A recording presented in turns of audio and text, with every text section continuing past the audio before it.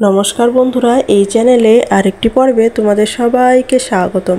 তো বন্ধুরা, তোমরা কেমন আছো? আশা করি দেশ কিংবা দেশের বাইরে যে যেখান থেকে আমার এই ভিডিওটা দেখছো তারা সবাই ভালো আছো এবং সুস্থ আছো। তো বন্ধুরা, প্রতিদিনের মতো আজও কিছু টিপস নিয়ে চলে এলাম ও সাথে নিয়ে এলাম একটি নতুন ধাঁধা। তো বন্ধুরা, টিপসগুলো দেখে তোমাদের যদি একটু উপকারে লেগে থাকে তাহলে কমেন্ট করে অবশ্যই জানিও, আর ধাঁধাটা যদি জানা থাকে সেটাও কিন্তু তোমরা জানাতে ভুলো না, আর বন্ধুবান্ধবদের কাছে শেয়ার করতে একদমই ভুলো না। তো চলো বন্ধুরা, দেরি না করে দেখে ফেলি।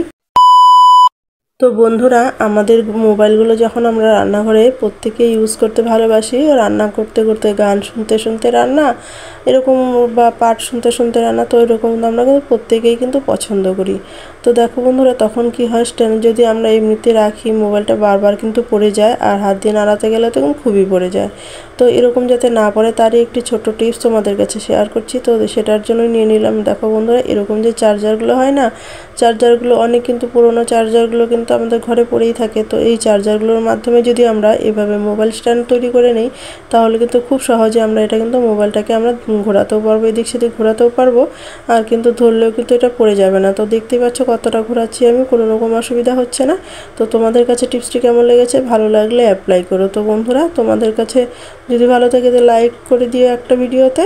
তো চলো বন্ধুরা, পরের নাম্বার টিপসটা দেখে নেই। তো বন্ধুরা, আমি নিয়ে নিলাম এখানে সলয় কাঠি। বন্ধুরা, দেশলয়ের কাঠি, দেখো এইভাবে যে দেশলয়ের কাঠি আমি ব্যবহার করি, তো ওর কীভাবে কিসের জন্য এখানে ব্যবহার করি সেটা একটা অলরেডি আমার একটা ভিডিও দেওয়া রয়েছে।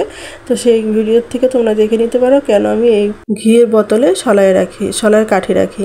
তো বন্ধুরা, তোমরা কি কখনো কলগেটের মধ্যে এই বারুদওয়ালা অর্থাৎ সলয়ের কাঠি দিয়েছো? কখনো দেওনি? তো দেখো বন্ধুরা, আমি কেন দিচ্ছি সলয় কাঠির মধ্যে।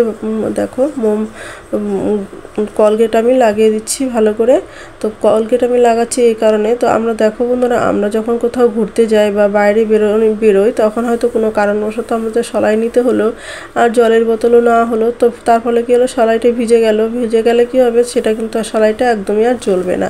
তো দেখো এরকম করে যদি আমরা একটু কলগেট লাগিয়ে কয়েকটা মতো কলগেট লাগিয়ে তারপর নিয়ে নিই, দেখো কলগেটটা মুছে ফেলার পরেও কিন্তু খুব সহজেই সলয় কাঠিটা ধরে গেল। তো দেখো এইভাবে খুব সুন্দরভাবে আমরা সলয় কাঠিগুলো কিন্তু ধরাতে পারবো। তো চলো বন্ধুরা, পরের নাম্বার টিপসটা দেখে নিই।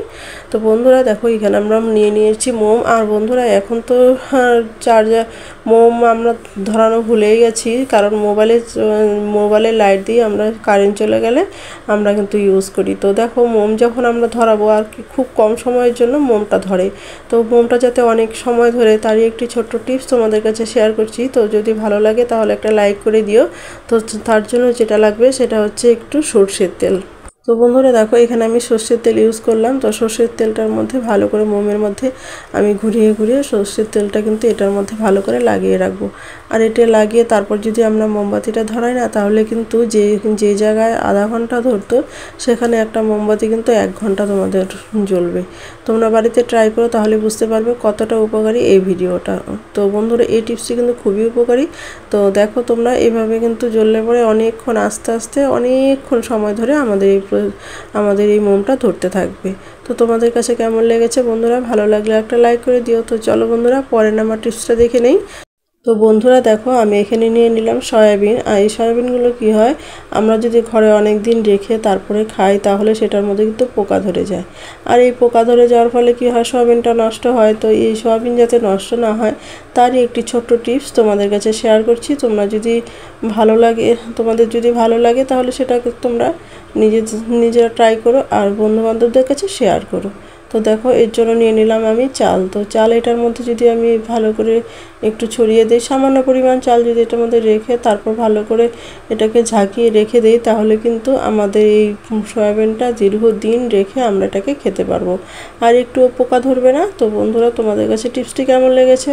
ভালো লাগলে অ্যাপ্লাই করো। তো চলো বন্ধুরা, পরের নাম্বার টিপসটা দেখে নিই। বন্ধুরা, আমাদের ঘরে যে ঝাড়ু আমরা ব্যবহার করি, সেটা ঘর ঝাড়ুটা যে যখন ব্যবহার করি সেটাতে কিন্তু অনেক রকম ব্যাকটেরিয়া, অনেক রকম ঘরে হয়তো খাবার টাবার পড়ে থাকে, সেটা হয়তো ঝাড়ুতে লেগে যায়। অনেক পিঁপড়ে এনে হয়তো খাবার এখানে সেখানে ফেলে রাখলো, সেটাও কিন্তু আমরা ঝাড় দিয়ে ফেলি। বা এটার মধ্যে যখন ঝাড়ুর খাবারগুলো থাকে তখন পোকা বা পিঁপড়া এসে কিন্তু এটার মধ্যে বাসা বাঁধে, আর তার ফলে কি হয়, আমাদের ঝাড়ুটাও নষ্ট হয়ে যায়। তো তো আমরা যাতে এরকম না হয় তার একটি ছোট টিপস তোমাদের কাছে শেয়ার করছি। তো দেখো বন্ধুরা, এরকম করে যদি হলুদ কিন্তু ব্যাকটেরিয়া তাড়াতে খুব সাহায্য করে। তো হলুদ গুঁড়ো যদি আমরা একটুর মধ্যে দিয়ে দেই, তার সঙ্গে যদি একটু পাউডার দিয়ে দেই, পাউডার দিয়ে তারপর এটাকে ভালো করে মেখে আমি 10 মিনিট সময় রেখে দিই বা 5 মিনিট রেখে দিই, তাহলে খুব সুন্দরভাবে ব্যাকটেরিয়াও চলে যাবে। আর এটার মধ্যে যেহেতু পাউডারটা দেওয়ার ফলে পিঁপড়ে বা খাবারের জন্য যে দুর্গন্ধটা হয়ে থাকবে সেই দুর্গন্ধটাও কিন্তু চলে যাবে। তো বন্ধুরা দেখো, এভাবে কিন্তু আমরা খুব সহজে জল ছাড়া এটাকে পরিষ্কার করে নিতে পারি। আর এটা কিন্তু অনেক দিন পরিষ্কার, তোমরা যদি মাসে একদিনও করো তাহলে কিন্তু ঝাড়ুটা খুব ভালো থাকবে। তো দেখো, এভাবে কিন্তু আমি ভালো করে মাখিয়ে তারপর আমি রেখে দেবো। তো বন্ধুরা, এটা দেখতে দেখতে চলো আজকের ধাঁধাটি জেনে নেই। তো বন্ধুরা, আজকের ধাঁধা হলো, সকালে জন্মলাভ বিকেলে মরণ, তার অভাবে সর্বজীবের বিফর জীবন। তো বন্ধুরা, তোমাদের যদি এই ধাঁধার উত্তর জানা থাকে তাড়াতাড়ি কমেন্ট বক্সে এসে জানিয়ে দাও। আশা করি টিপসটি ভালো লেগেছে। তো বন্ধুরা, এই ভিডিওর সমস্ত টিপ ভালো লেগেছে। তো ভিডিওটি ভালো লাগলে লাইক কমেন্ট শেয়ার করে দিও। আর এই ভিডিওতে যদি কেউ নতুন হয়ে থাকো তাহলে সাবস্ক্রাইব করে আমার পাশে থেকে এরকম নিত্য নতুন ভিডিও পাওয়ার জন্য। তো বন্ধুরা দেখো, আমার কিন্তু ঝাড়ুটা অনেক সুন্দরভাবে পরিষ্কার করা হয়ে গেছে। আর এটা কিন্তু আমি ভালো করে পুরোটা কিন্তু এইভাবে মাখিয়েও কিন্তু রেখে কিছুটা সময় আপনাকে পরিষ্কার করে নিতে পারি। দেখতে পাচ্ছ কতটা সুন্দরভাবে এটা কিন্তু পরিষ্কার হয়ে গেল, জল ছাড়াই খুব ভালো পরিষ্কার হলো। বন্ধুরা, আজ এই পর্যন্ত, দেখা হবে নেক্সট ভিডিওতে। কেমন?